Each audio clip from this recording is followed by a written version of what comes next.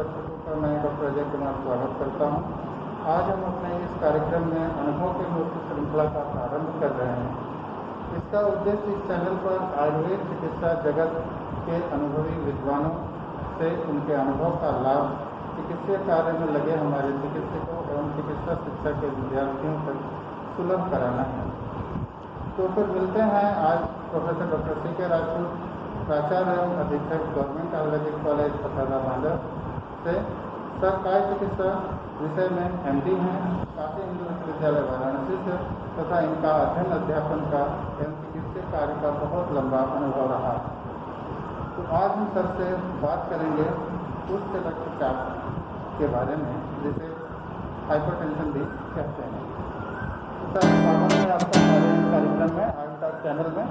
Sir हम आपके लंबे चिकित्सीय कार्य अनुभव का जो है साक्षी रहे हैं इसके। सर मैं आपसे ये जानना चाहूँगा कि हमारे चिकित्सकों के लिए और विद्यार्थियों के लिए कि उनके लिए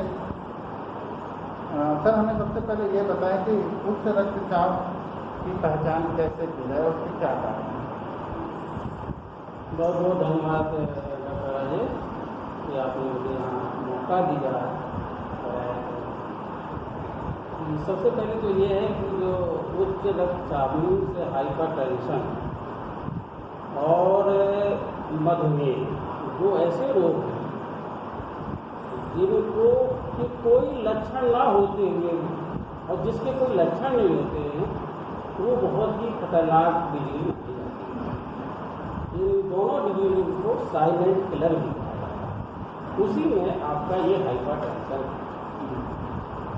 आप देखते हैं पब्लिक में आदमी तभी आता है जब उसे कोई रोग दूसरा होता है।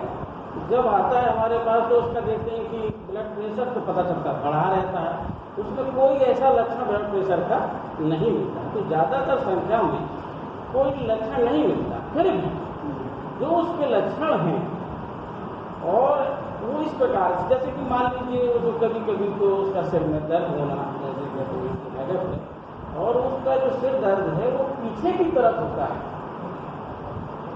दूसरा जो है कि उसको नींद कम आती है, स्लीपलेसनेस रहता है। तीसरा है कि वो जब चलता है तो उसकी सांस फूलती है, स्लीपलेसनेस रहता है। तो ये चीज़ें बहुत है उसमें आती है। किसी किसी को ऐसा भी लक्षण मिल सकता है कि जैसे ब्लड प्रेशर उसका बढ़ता है तो उसकी यूरिन ज़्यादा आने लगती है, पॉलीयूरिया है, जो बहुत कम रोगियों में मिलता है। और जो लक्षण आते हैं वो कॉम्प्लिकेशन के रूप में आते हैं, जैसे कि घबराहट होना, पाल्पिटेशन जिसे कह सकते हैं, ये ज़्यादा लक्षण उसमें मिलता है। और आपने जो पूछा कि इसके क्या कारण होते हैं, तो ये एक ऐसी डिजीज है हाइपरटेंशन जो बहुत जल्दी से आप लोग डिटेक्ट कर लेते हो। आया पेशेंट बैठा और आपने तुरंत ब्लड प्रेशर लिया, पता चला बढ़ा हुआ। इसको ऐसे नहीं करना चाहिए। उसको हमेशा जब भी आए तो 2 रीडिंग लेनी चाहिए ब्लड प्रेशर। क्योंकि क्या होता है, कभी कभी आदमी हॉस्पिटल में आता है और सफ़ेद कोट को देख करके उसका हम जैसे ब्लड प्रेशर लेते हैं तो कैटाकोलामिन का सिक्रीशन हो जाता है, तो उसका ब्लड प्रेशर बढ़ जाता है। और अगर हम थोड़ी देर बाद उसका फिर से ब्लड प्रेशर लेते हैं तो वो कम होता है, या आप अगले दिन उसको लेते हैं या घर में लेते हैं तो उसका ब्लड प्रेशर कम रहता है। इसका नाम भी दिया हुआ है, इसका नाम होता है व्हाइट कोट हाइपरटेंशन। और उसके बाद में ऐसे भी होता है कि पेशेंट पता चला एक्सरसाइज किया हुआ है, उसका ब्लड प्रेशर लेते हैं, एंजाइटी में है उसका ब्लड प्रेशर लेते हैं, या घर में अभी उसका झगड़ा हुआ है और वो अपना ब्लड प्रेशर लेते हैं। तो ये कुछ समय के लिए ब्लड प्रेशर बढ़ते हैं, जिसे बोलते हैं ट्रांजिएंट हाइपरटेंशन। इसमें हमें बहुत ज़्यादा कुछ करने की जरूरत नहीं होती है।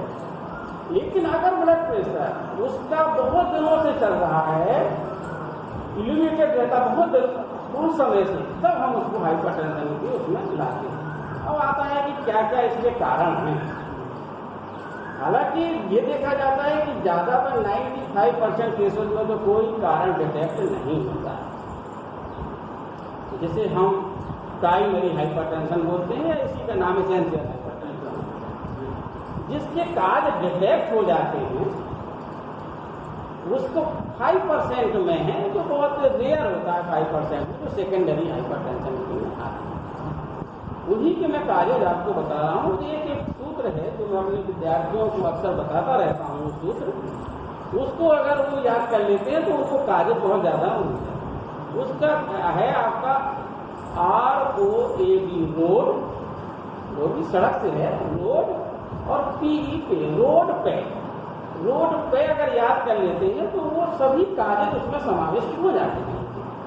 जैसे रोड का R जो है वो रीनल कागज में आ जाता है, जैसे ग्लोमेरुलोनेफ्राइटिस है, या रीनल आर्टरीनोसिस है, या आपका पॉलीसिस्टिक किडनी, ये भी एक वो कागज है। तो आपका मैप रूप से बहुत से एक्चुअली ग्लोमेरुलोनेफ्राइटिस वाले मिलते हैं। कभी कभी रीनल आर्टरीनोसिस होगा तो आप जानते हो रेनल एंजियोटेंशन से उसका हाइपरटेंशन हो जाता है।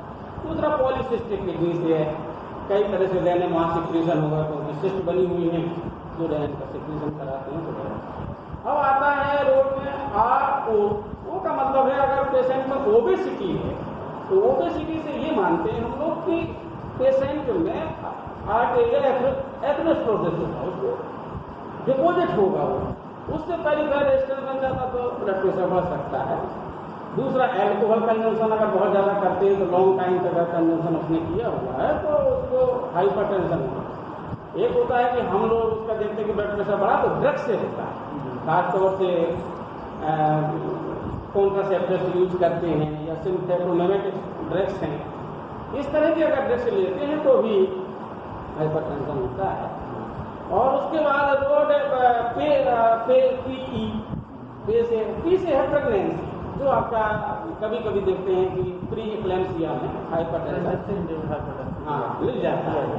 और लास्ट में जो बहुत इम्पोर्टेंट है वो है इंडोक्राइन काज। अब आप देखिए पहला जो काज मैंने बताया रीनल और लास्ट में बताया आपका इंडोक्राइन, ये बहुत इम्पोर्टेंट है, फर्स्ट और लास्ट बहुत इम्पोर्टेंट काज है। और इंडोक्राइन में आप देख सकते हैं चाहे थायराइड ग्लैंड हो, चाहे आपकी पैराथायराइड ग्लैंड हो, चाहे एड्रिनल कॉर्टेक्स से हो और चाहे एड्रिनल मेडुला से हो, सभी के जो डिजीज हैं खासतौर से जैसे आपके हाइपोथायराइडिज्म हो या हाइपरथायराइडिज्म या हाइपरपैराथायराइडिज्म हो और यह आपका कुशन सिंड्रोम हो और या फियोक्रोमोसाइटोमा हो, ये सभी काजेज एंडोक्राइन संबंध से क्योंकि आपका ब्लड प्रेशर को बढ़ाते हैं और सेकेंडरी बहुत कम केसेस मिलते हैं। आपको बहुत ही, लेकिन ज़्यादातर केसेस में कोई काज डिटेक्ट नहीं होता, जो मैं पहले बता चुका हूँ 90% ऐसा रहता है। अच्छा सर, जैसा आपने बताया कि बहुत सारे चीज़ों में कॉज डिटेक्ट नहीं होता है, तो हम ये जानना चाहेंगे कि फिर इसके डायग्नोसिस बनाने के लिए क्या इन्वेस्टिगेशन हमें आगे कराना चाहिए? जैसे आपने बहुत अच्छा ये क्वेश्चन किया कि एक्चुअली क्या होता है जब पेशेंट आ जाता है ओपीडी में तो हम लोग ये नहीं पता करते कि आप कैसे हमें करना चाहिए। सबसे पहले तो मैं यही बताता हूँ कि आपके स्टेटो से अगर आप उसकी साउंड सुने, खासतौर से हार्ट साउंड, तो सेकेंड हार्ट साउंड लाउड होगी। इसका ये मतलब होता है कि जो सिस्टमिक हाइपरटेंशन है ये तो हम एक ऑब्जर्व कर रहे हैं, साइन क्लिनिकली साइन मतलब आ रहा है, लेकिन हम उसमें इन्वेस्टिगेशन क्या कराएं, बहुत सोचे क्या क्या इन्वेस्टिगेशन कराएं। तो जो मैंने कागज बताए हैं जनरली उन्हीं का इन्वेस्टिगेशन कुछ तो रूटीन में है, जैसे कि आप लोग लिपिड प्रोफाइल बहुत इंपॉर्टेंट है, जैसे आप ओबेसिटी के लिए कर रहे हैं। हाँ, मतलब इस तरह से तो लिपिड प्रोफाइल बहुत इंपॉर्टेंट है, उसमें आपको देखना चाहिए कि LDL और कोलेस्ट्रॉल टोटल कितना बड़ा हुआ है, उससे आइडिया लग जाता है। दूसरा उसमें रहता है कि आपकी जैसे रीनल फंक्शन का है, बहुत सिंपल टेस्ट होते हैं, इनमें बहुत ज़्यादा जरूरत नहीं होती, जैसे सीरम क्रिएटिनिन ही करा लिया जाता है या ब्लड यूरिया करा लेते हैं तो उससे पता चल जाता है कि ऐसा तो नहीं जो रीनल काजेज है। तो यहाँ हार्मोनल बहुत स्पेसिफिक हैं, थायराइड आप बहुत कॉमन आजकल हो गया, उसका भी करा सकते हैं, थायराइड स्टिमुलेटिंग हार्मोन है, T3 T4 है। तो जनरली प्राइमरी हाइपोथायराइडिज्म में होता है तो TSH आप देखते हैं कि बड़ा होगा, और ये सब आइडिया लगा करके आपको टेस्ट करवा सकते हैं कि बहुत ही सिंपल उसमें रहते हैं। अच्छा, एक साइन मैं यहाँ ये भी बता देता हूँ कि अगर कोलेस्ट्रॉल बढ़ा हुआ है तो फेस से भी पता चल जाता है। जैसे कि आप लोग देखते हैं कि येलो डिपोजिशन होता है, आप देख सकते हैं कि अपर आईलिड्स में या फेस में, जिसे बोलते हैं जेंसुलेरिज्म, ये बहुत इंपॉर्टेंट होता है। ये एक्चुअली साइन है, साइन ऑफ हाइपरलिपिडेमिया का, जो हाइपरटेंशन से बहुत ज़्यादा उसका रिलेशन है। तो ऐसे कुछ जो सिंपल इन्वेस्टिगेशन है जिससे हम जल्दी डिटेक्ट कर ही लेते हैं कि पेशेंट के कारण क्या हो सकता है। अच्छा सर, तो आपने इतनी सारी जानकारी दी। एक चीज़ और मैं जानना चाहूँगा कि उच्च रक्तचाप जो हाइपरटेंशन है, इसकी जो ट्रीटमेंट कर रहे हैं या उपचार कर रहे हैं इसका, उसमें क्या क्या सावधानियाँ है? तो बहुत सारे प्रोटोकॉल हैं जिनको लोग फॉलो करते हैं, लेकिन जैसे कि आयुर्वेदिक चिकित्सक को किस प्रकार से कुछ प्रोटोकॉल की सावधानियाँ हैं उनको फॉलो करना चाहिए, मैं उसके बारे में आपको जानना चाहूँगा। सबसे पहले तो हम लोग ये देखते हैं कि हमारा मेन पर्पज होना चाहिए कि उसके ब्लड प्रेशर को हमें नॉर्मल रखना। आप चाहे उसको आहार से करें, चाहे आप आयुर्वेदिक मेडिसिन से कराएं, और चाहे आप एलोपैथिक मेडिसिन से कराएं या योगा से कराएं, किसी भी तरह से हो, क्योंकि जितने ज़्यादा समय तक अगर ब्लड प्रेशर बढ़ा रहेगा, एलिवेटेड रहेगा, वो हमारे ऑर्गन्स को डैमेज करेगा। तो हमारा मेन पर्पज होना चाहिए कि उसके ब्लड प्रेशर को हमें नॉर्मल लाना। तो सबसे पहले जो डाइट है वो ऐसी रखते हैं जो कि ब्लड प्रेशर के फैक्टर्स उसको कम करें।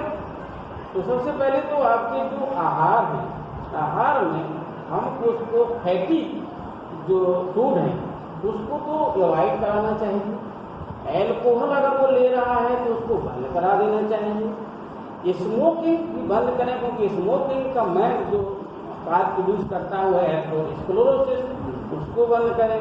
दूसरा, लो साल्ट डाइट, नमक उसको कम करें। मैं तो ये कहूँगा कि आयुर्वेदिक पर्पज से उसको आपका अगर सेंधा नमक है, इसका अगर इस नमक को छोड़ करके सेंधा नमक अगर उपयोग करता है तो बहुत अच्छा रहता है।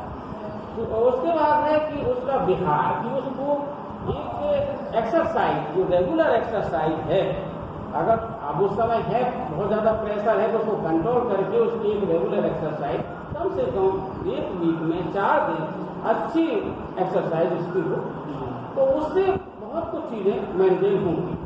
दूसरी बात, अगर आप देखें कि हम आयुर्वेदिक मेडिसिन क्या इसमें कर सकते हैं, मैं छोटे से उसमें बता देता हूँ शॉर्ट में उसको, कि आप उसको अश्वगंधा, बहुत ही सिंपल तरीके से अश्वगंधा 2 ग्राम अर्जुन और सर्वगंधा 250 मिलीग्राम, इसको चलाना चाहिए। अगर उसको आप देखते हैं कि लिपिड प्रोफाइल एबनॉर्मल है तो हमें उसमें गुग्गुल का प्रयोग करानी चाहिए और आरोग्यवर्धनी को दे दें।